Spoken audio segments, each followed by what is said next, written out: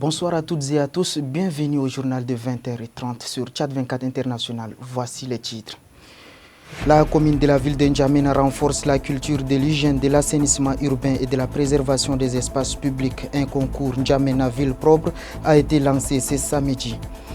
Dans ce journal, le consensus hier à N'Djamena sur la création de la conférence des conseils économiques et sociaux de l'Afrique centrale.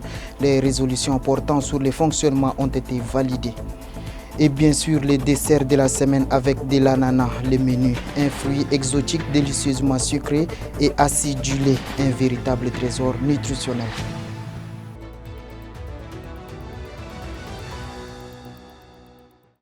Une fois de plus, bienvenue. Une semaine après le lancement du 3e recensement général de la population et de l'habitat, le coordonnateur pour la ville de N'Djamena a effectué samedi 27 juin une visite de terrain dans plusieurs arrondissements de la capitale. Objectif, évaluer l'avancement des opérations et collectes, identifier les difficultés rencontrées par les agents, recenseurs et proposer des pistes de solutions. Entre réticences de certaines populations et contraintes techniques, les défis restent nombreux. Les explications de Bayrakula Maxime. Des Kabalais à d'autres quartiers de la capitale, les équipes du RGPH3 se heurtent à un même obstacle, la méfiance d'une partie de la population. Refus d'ouvrir les portes, hésitation à répondre aux questions et incompréhension sur les objectifs de l'opération compliquent le travail des agents recenseurs. C'est ce constat qu'est venu faire le coordinateur du recensement pour la ville de N'Djamena, Nubanjigim Rondeliambay, lors d'une visite de terrain effectuée ce samedi 27 juin dans plusieurs arrondissements de la capitale. Pour de nombreux agents rencontrés lors de cette tournée, cette situation est principalement liée à un manque d'information et de sensibilisation autour de l'opération. À ces réticences s'ajoutent des difficultés techniques qui ralentissent également le travail des équipes. Malgré ces contraintes, les agents poursuivent leur mission afin de couvrir l'ensemble des ménages concernés. Dans le 3e arrondissement, notamment dans le quartier Kabalaï, la situation apparaît plus délicate. Les équipes y font état d'une forte réticence de la population, rendant les opérations plus complexes. Face à cette réalité, les agents estiment qu'un renforcement des actions de sensibilisation par les autorités communales, les chefs de quartier et les leaders communautaires pourrait favoriser une meilleure collaboration des habitants. Cette visite de terrain a permis au coordonnateur du RGPH3 pour la ville de N'Djamena de prendre la mesure des défis auxquels sont confrontées les équipes. Elle a également été l'occasion d'encourager les agents recenseurs à poursuivre leur travail avec professionnalisme et détermination. Alors que le recensement se poursuit dans la capitale, les responsables de l'opération comptent sur la mobilisation accrue des acteurs locaux et sur l'adhésion des populations pour garantir le succès de cette importante opération statistique nationale. Réunis en N'Djamena à l'occasion de la mise en place de la conférence des conseils économiques et sociaux d'Afrique centrale, les participants ont validé la déclaration de N'Djamena ainsi que la résolution portant sur la création et le fonctionnement de cette nouvelle instance. Découvrez les principaux enseignements de cette rencontre dans ce compte rendu de Mathurin Gakutu. Les 7 pays de la sous-région viennent de franchir un pas probant dans la coopération institutionnelle. Au terme de 2 jours d'intenses échanges, les délégations fêtières ont adopté par consensus une charte portant création et fonctionnement de la conférence des conseils économiques et sociaux d'Afrique centrale. Conformément au principe de rotation, le Tchad assure la présidence de cette jeune organisation. Dr Ahmad Mboudou Mahamat, président du Conseil économique, social, culturel et environnemental du Tchad, a été désigné président en exercice pour un mandat de 2 ans. Cette organisation sera notre voie commune, notre outil d'intégration par les peuples et les forces vives. Elle permettra d'éclairer plus efficacement les décisions de nos chefs d'État et de gouvernement face aux défis transfrontaliers. En marge de cette rencontre, les experts et membres de l'organisation ont également adopté un rapport stratégique sur la transition écologique en Afrique centrale. L'enjeu fondamental, concilier le développement économique et préservation d'un patrimoine naturel d'importance mondiale, alors que la région abrite le 2e massif forestier tropical de la planète. L'Assemblée recommande instantanément au gouvernement de l'espace commun, aux commissions de la CEMAC et de la CEAC, l'institutionnalisation d'un marché régional de carbone unifié et une fiscalité verte incitative. Avec seulement 0,6% des émissions historiques mondiales, l'Afrique centrale subit pourtant de plein fouet les effets du changement climatique. L'une des missions prioritaires de la CESAC sera de faire reconnaître la dette écologique du Nord et d'obtenir un financement juste, équitable de la transition pour les pays de la sous-région. Ayant clos les assises de la conférence des conseils économiques et sociaux d'Afrique centrale et saluant les soutiens multiformes du Tchad, les participants ont adopté une motion de remerciement adressée au maréchal Mohamed Idriss Déby Itno ainsi qu'au peuple tchadien. Cette motion a été lue par le secrétaire général du Conseil économique et social du Cameroun. Suivez. Considérant l'accueil exceptionnel, chaleureux et fraternel qui nous a été réservé dès notre arrivée sur la terre hospitalière du Tchad. Considérant les conditions matérielles, techniques et sécuritaires optimales mises à notre disposition pour garantir le plein succès de nos travaux, saluant l'importance historique de la rencontre de N'Djamena qui a consacré la création officielle de la conférence des conseils économiques et sociaux d'Afrique centrale, en abrégé COCESAC, conscient que cette nouvelle organisation constitue un levier majeur pour l'intégration économique et le progrès social de notre sous-région. Exprimons notre profonde et déférente gratitude au maréchal Mohamed Idriss Déby Itno, président de la République, chef de l'État, pour sa très haute vision et son engagement constant en faveur de l'intégration sous-régionale. Remercions chaleureusement le président du Conseil économique, social, culturel et environnemental du Tchad, ainsi que l'ensemble de ses collaborateurs pour leur parfaite organisation et leur disponibilité de chaque instant. Témoignons notre reconnaissance au gouvernement et au peuple tchadien pour leur légendaire hospitalité qui a favorisé un climat de sérénité et de fraternité tout au long de nos échanges. J'ai l'annoncé en titre, le maire de la ville de N'Djamena, Senoussi Hassana Abdoulaye, a présidé ce samedi 27 juin la cérémonie de lancement du concours N'Djamena Ville Propre, une initiative visant à renforcer la culture de l'hygiène, de l'assainissement urbain, de la préservation des espaces publics dans la capitale.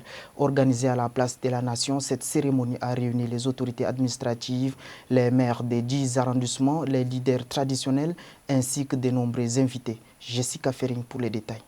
Le concours N'Djamena Ville Propre met en compétition les 10 arrondissements de la capitale qui seront évalués sur plusieurs critères, notamment la gestion des déchets, la propreté des espaces publics, l'entretien des caniveaux, ainsi que la mobilisation communautaire en faveur de l'assainissement, de l'hygiène et de la santé publique. Cette initiative vise à instaurer une saine émulation entre les différents arrondissements tout en sensibilisant les populations à l'importance d'un cadre de vie propre et sain. Présidant la cérémonie, le maire de la ville de N'Djamena, Senoussi Hassana Abdoulaye, a lancé un appel à l'ensemble des habitants afin qu'ils s'engagent pleinement dans cette dynamique pour assurer la réussite de ce projet ambitieux. Une ville, ce n'est pas simplement l'œuvre d'une administration municipale. Elle est le fruit d'une responsabilité partagée. Les services municipaux, comme vous le savez, ont pour mission, aussi bien dans les communes d'arrondissement qu'au niveau de la mairie centrale, ce sont des missions régaliennes assignées à toutes les municipalités. Et les autorités traditionnelles et religieuses travaillent également à nos côtés. Nous avons besoin de leur mobilisation et de leur influence. Chaque citoyen également a quelque chose à faire. Mariam Diamous, présidente du comité de pilotage, mis en place par la mairie centrale, a donné le coup d'envoi officiel de ce concours. Je lance aujourd'hui un appel solennel à toutes les forces vives de notre capitale. Engageons-nous ensemble pour que la propreté devienne une culture et non une action ponctuelle. Sur ces mots, au nom du comité de pilotage, j'ai l'honneur de déclarer officiellement le concours N'Djamena ville propre. À travers cette compétition N'Djamena ville propre, ambitionne de mobiliser les citoyens, les collectivités locales et les partenaires autour d'une vision commune. Améliorer durablement le cadre de vie des habitants et renforcer l'image de la capitale. La cérémonie s'est achevée par une remise de kits d'assainissement aux 10 arrondissements, marquant ainsi le début effectif de la compétition. Les travaux de l'atelier de plaidoyer sur la place du misoprostol dans la réduction de la mortalité maternelle organisé par le ministère de la Santé publique en collaboration avec l'organisation non gouvernementale Oasis ont pris fin ce vendredi 26 juin dans un projet de santé sexuelle et reproductive, celui de sauver la vie des mères. Le misoprostol apparaît comme une réponse concrète dans le traitement des hémorragies du postpartum. Les explications de Biakchouba Emmanuel. 748 pour 1000 naissances vivantes, c'est le taux de mortalité maternelle au Tchad, selon l'Organisation mondiale de la santé, avec un peu plus dans le monde. Un chiffre qui interpelle et redéfinit la place du misoprostol dans le traitement des hémorragies du postpartum, ces saignements abondants qui surviennent après l'accouchement ou avortement. Du 25 au 26 juin, les professionnels de la santé sexuelle et reproductive s'y sont réunis à N'Djamena sous la direction du ministère de la Santé publique en collaboration avec l'organisation non gouvernementale Oasis pour mettre en place une stratégie de vulgarisation du misoprostol auprès de tous les acteurs de la santé, son meilleur usage au sein des établissements sanitaires du pays. Les discussions ont confirmé une réalité que nous connaissons tous. Derrière chaque décès maternel évitable se cache une urgence, mais également une possibilité de sauver une vie lorsque les interventions appropriées sont disponibles et mises en œuvre à temps. Le misoprostol, un médicament qui a montré ses preuves depuis plus de 20 ans déjà, mais les connaissances autour restent limitées, ce qui laisse les hémorragies ôter la vie des mères. Ces assises ouvrent de nouvelles perspectives dans la protection des mères, plutôt une assurance pour la direction de la santé des reproductions. Les discussions ont permis de renforcer notre compréhension commune des enjeux liés à la prévention et à la prise en charge des hémorragies du postpartum et que chaque femme puisse accéder à des soins de qualité où qu'elle se trouve sur le territoire tchadien. Des recommandations allant de la disponibilité suffisante, l'accès à la distribution, la maîtrise de l'administration du misoprostol par les professionnels ont été formulées pour une bonne prise en charge des mères. Pour les participants, la démarche est claire, aucune femme ne devra mourir en donnant naissance. La commune du 3e arrondissement de N'Djamena a accueilli ce samedi 27 juin la cérémonie de lancement du projet Cap Citoyen porté par l'association Salam, un projet qui vise à promouvoir l'usage responsable d'Internet. Sana Claricia. C'est dans un contexte marqué par la montée des désinformations, des discours haineux et des usagers abusifs des plateformes numériques qu'en est le projet Cap Citoyen. Les initiateurs voient un moyen de prévention, de sensibilisation, de proposition et de renforcer la cohésion sociale et le vivre ensemble. Dans le cadre du programme Ma commune, mon engagement, son ambition est simple, mais combien importante. Il s'agit de permettre à chaque citoyen et à chaque citoyen de mieux comprendre le numérique, de l'utiliser de manière responsable et de devenir un acteur positif de son environnement numérique. Cap Citoyen n'est pas un projet conçu dans des bureaux éloignés des réalités du terrain. C'est un projet de proximité. Dans les jours à venir, nous, Salam, irons à la rencontre des populations, dans les quartiers, les marchés, les établissements scolaires et les espaces communautaires. Directrice générale de Salam, soutenue par les autorités communales du 3e arrondissement de N'Djamena, le projet Cap Citoyen pourrait participer au changement de mentalité chez de nombreux jeunes. Le maire Ahmad Goni Tidjani en est convaincu. Je voudrais tout d'abord saluer l'initiative de l'association Salam qui a su réunir autour d'une même table les institutions publiques, les collectivités territoriales, les sociétés civiles, les médias, les experts et surtout notre jeunesse afin de réfléchir ensemble aux défis qui posent aujourd'hui l'utilisation des outils numériques. Lors du lancement du projet, les parties prenantes ont exprimé les engagements d'en faire une réalité. Pour elles, le numérique doit être un outil d'apprentissage, d'innovation, d'engagement citoyen et de lutte contre les fausses informations. Les comités de crise des commerçants du marché de Dembé retrouvent peu à peu le sourire. Ces commerçants réclament depuis 2012 leur place qui avait été reprise pour d'autres fins. Après avoir saisi le Sénat, la présidente des femmes vendeuses du marché de Dembé, Thérèse Mbayangni, a annoncé ce samedi la bonne nouvelle que le Sénat a promis la restitution des places aux commerçants au bout de 80 jours. Écoutez. Des années, 14 ans, mais nous remercions le Sénat. Parce qu'avec tout ça, son accord, tous les commerçants, on leur salue, on leur remercie, mais pour un délai bref. Il nous a dû donner des 80 jours, maintenant on a déjà fait 1 mois et quelques poussières. Donc ça reste, on veut s'aimer. Parce qu'il y a la pluie, maintenant on veut s'aimer. Pour avoir le manger. Sans manger, l'homme n'est rien. Mais on remercie aussi notre bon Dieu d'ouvrir la bouche des gouverneurs, du Sénat, des ministres des territoires. C'est grâce à notre bon Dieu qui nous regarde souffrir. Nous y sommes ici, c'est à cause de notre marché. Rien que ça. Nous ne demandons rien. On veut seulement notre parcelle. Mais le plus tôt possible. Le plus tôt possible. Mes frères, commerçants et commerçantes, toujours gardons notre vie. Parce que Dieu ne nous abandonne pas. Même malgré on ne fait pas le marché, Dieu ne nous a pas abandonnés. Un oiseau qui est en haut n'a même pas un grenier, ni un champ. Dieu donne à manger. Dieu ne nous abandonne pas. C'est grâce à Dieu. Tout ça, c'est la main de Dieu. On remercie le Sénat de tout cœur, les ministres des territoires, sans oublier personne. Le dessert de la semaine avec de l'ananas, le menu, un fruit exotique délicieusement sucré et acidulé. Véritable trésor nutritionnel, voici un petit éclairage sur ses nombreux bienfaits. À Turungi Marinel. Ce fruit tropical, gorgé d'eau et de nutriments, cache en réalité des priorités étonnantes qui méritent d'être redécouvertes. Le secret de l'ananas réside dans une enzyme unique, la bromélaïne. Cette petite merveille aide le corps à décomposer les protéines, facilitant ainsi la digestion et limitant les ballonnements. C'est le dessert idéal après un repas un peu copieux. L'ananas possède des priorités anti-inflammatoires reconnues. Il est souvent conseillé pour soulager les petites douleurs articulaires ou pour aider à la récupération après un effort physique. Une simple portion d'ananas couvre une grande partie de nos besoins journaliers en vitamine C. C'est essentiel pour renforcer nos défenses immunitaires et garder une peau éclatante grâce à son action antioxydante. Composé à près de 85% d'eau, l'ananas est un fruit désaltérant qui aide à maintenir une bonne hydratation tout en étant très peu calorique.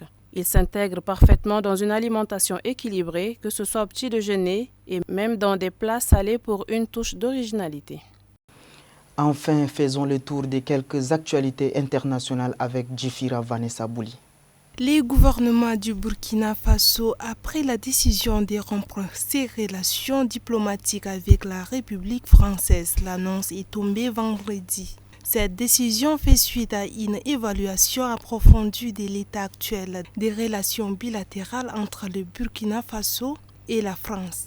Ouagadougou reproche au régime en place en France son activisme contre les intérêts du Burkina Faso, des ambitions néocolonialistes, avec les soutiens actifs à réseaux subversifs et aux groupes terroristes actifs au Sahel. En Afrique du Sud, la tension monte alors que des groupes d'initiatives citoyennes ont appelé à des marches anti-immigration illégales dans tous les pays, faisant craindre une flambée des violences xénophobes. Les autorités ont annoncé vendredi avoir pris des dispositions pour que plus de 15 000 ressortissants malawiens quittent le pays. D'autres attendent les autorisations de départ dans des camps de fortune. Les groupes d'initiative avaient donné jusqu'au 30 juin aux étrangers vivant illégalement dans leur pays pour faire leurs valises. Au Kenya, le chef de la police poursuivi pour outrage à la justice par l'Organisation de défense des droits humains Katiba Institute, l'inspecteur général Douglas Kanja, est accusé d'avoir enfreint une décision de justice de 2025 exigeant que la police publie un avis public avec des perturbations. avant de perturber la circulation. Des criminels engagés par certaines personnes, les autorités parlent de pillages dans la ville et des attaques de civils innocents. C'est la fin de cette édition. Merci d'avoir suivi. Restez connectés pour nos prochaines éditions. Au revoir.